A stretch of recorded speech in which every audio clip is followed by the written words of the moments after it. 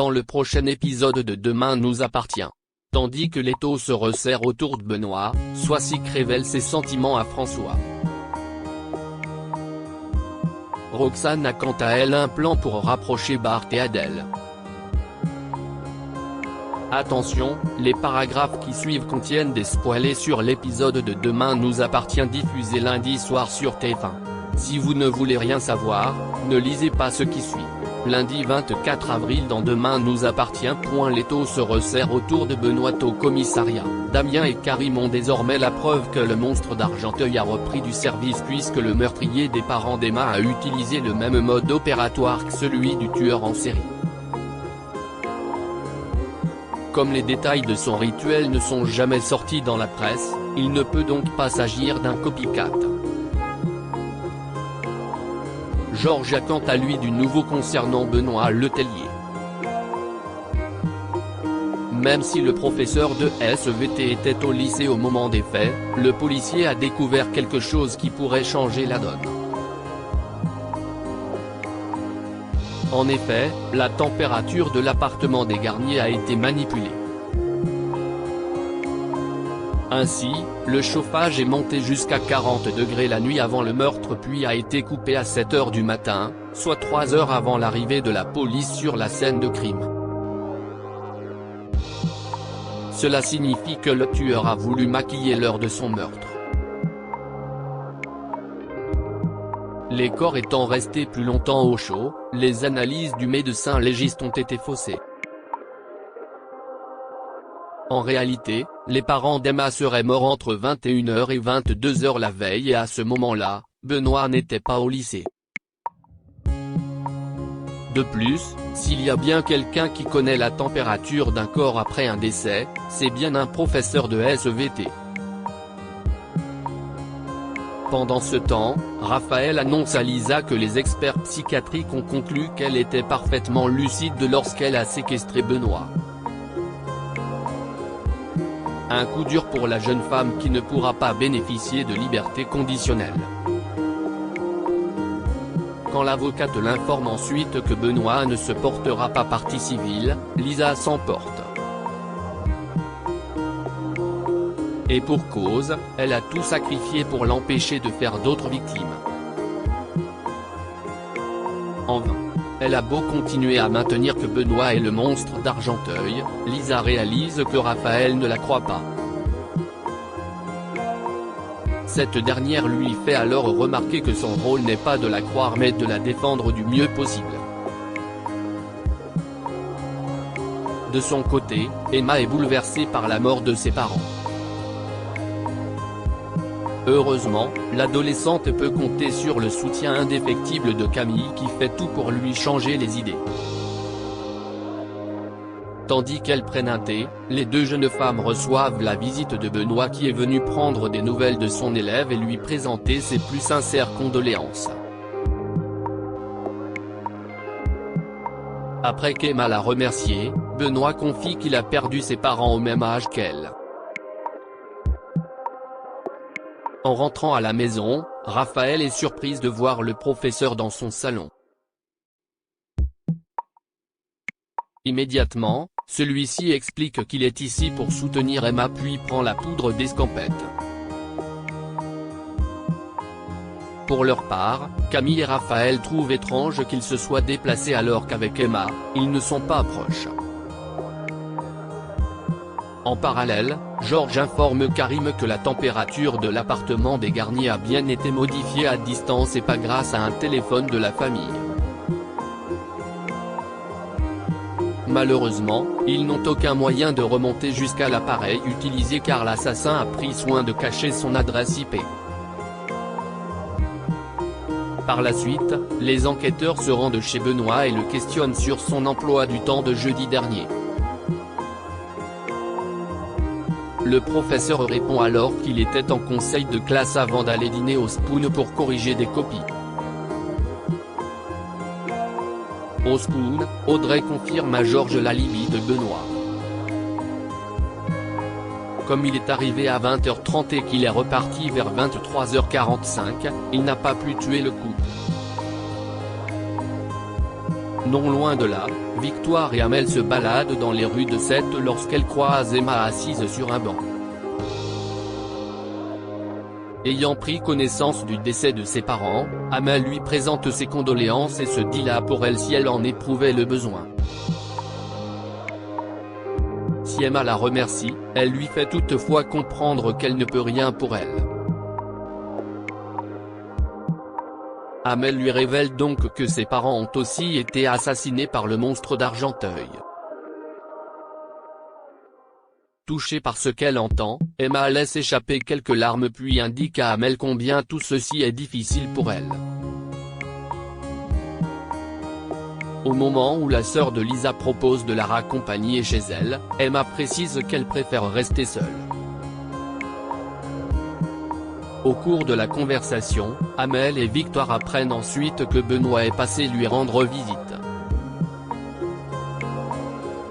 Tandis qu'Amel s'apprête à lui dire de se méfier de lui, Victoire l'en empêche et lui fait comprendre que sa camarade n'est pas encore prête à entendre certaines choses.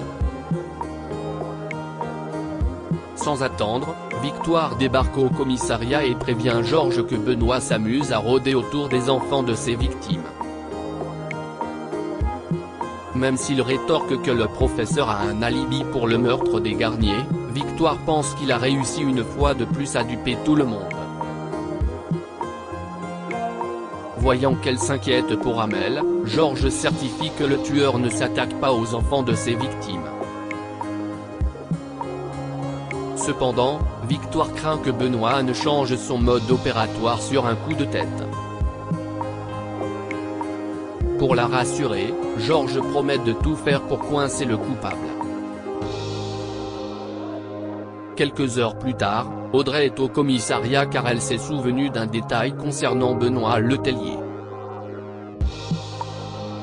Celui-ci était bien au Spoon jeudi soir mais il s'est toutefois absenté de 21h30 à 23h.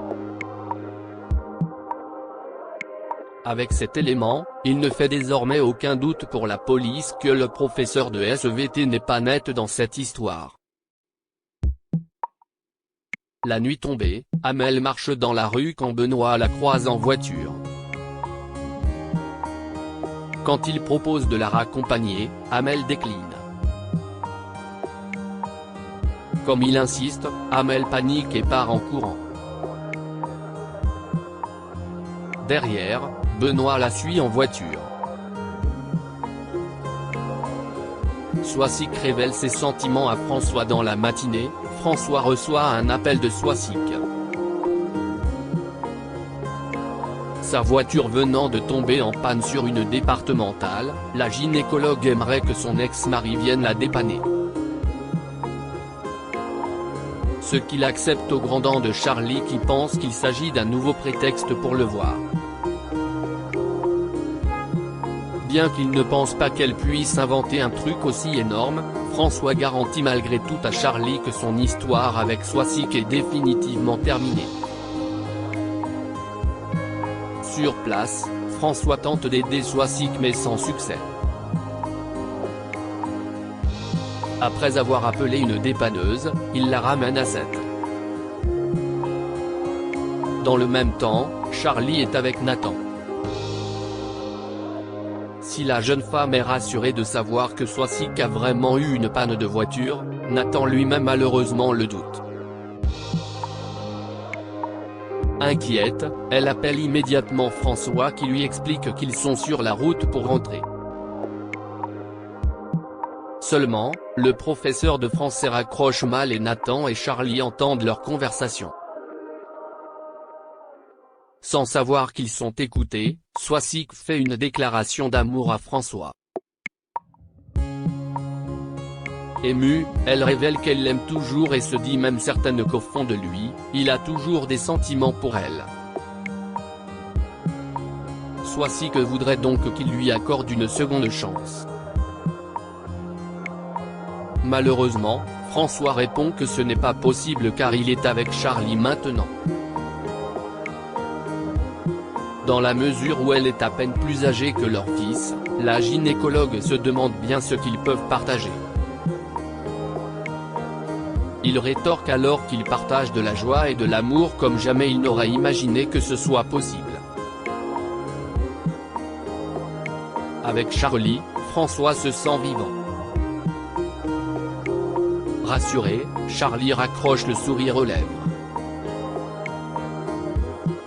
Le soir venu, elle organise un petit dîner romantique pour François.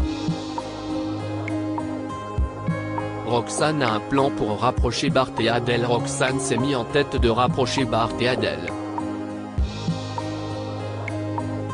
C'est pourquoi elle débarque chez la jeune femme en prétendant vouloir commander un grand portrait de famille pour la naissance d'Enora. Elle se donne donc rendez-vous dans l'après-midi avec toute la petite famille. De retour chez elle, Roxane fait part de son plan à sa femme. Malheureusement, Sarah ne pense pas que ce soit une bonne idée. La dernière fois que Roxane a voulu forcer le destin, Bart a fini avec le cœur brisé et Adèle avec un nouveau petit copain. Cependant, Roxane estime que Sarah est jalouse parce qu'elle a eu une idée de génie et pas elle. Au spoon, Sarah et Roxane tentent ensuite de convaincre Bart de poser pour le portrait de famille. En vain. En effet, il n'a selon lui rien à faire sur ce portrait de famille et n'a par ailleurs aucune envie de croiser le petit ami d'Adèle. Finalement, Bart change d'avis et rejoint Sarah, Roxane et Enora. Afin de le laisser seul avec Adèle, Sarah et Roxane font mine de devoir rentrer car elles ont oublié les couches de la petite. Échec puisqu'Adèle indique que ce ne sera pas nécessaire. Une fois qu'ils ont pris la pause, elle prend une photo qui lui permettra de faire le tableau. De retour à la maison, Bart lance à Roxane qu'il a bien compris son petit manège. Même si son plan n'a pas fonctionné, elle reste convaincue qu'il existe encore un espoir pour eux.